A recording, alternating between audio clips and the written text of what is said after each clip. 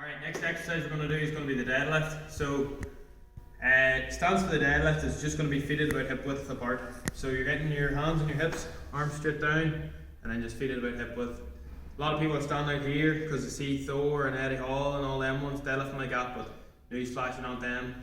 They weigh about 180 kilos, big massive hips on them. So you want to have your feet at about hip width apart.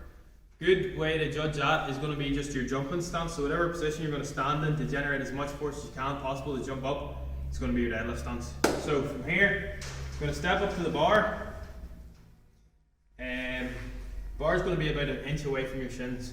So a lot of people are standing like this far away from the bar. No good. You want to have the bar as close to the midline of your body as possible. So bar is about an inch away from your shins. Good way to judge this is that if you bend down, you're really close to the bar, but you're not actually pushing the bar away from your shins. So bar about an inch away from your shins.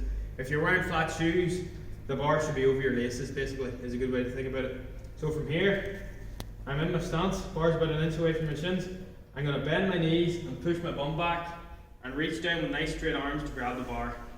From here, I'm going to pull my armpits into my back pockets. So it's going to be like that. It's going to be armpits into my pelvis.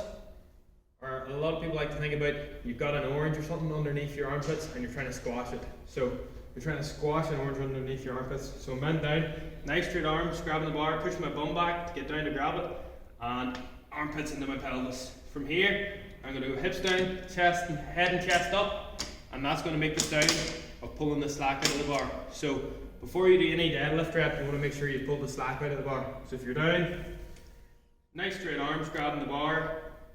Inside of the elbows is pushing out against the outside of the knees. So you're down, grabbing it, armpits into your pelvis, hips down, head and chest up.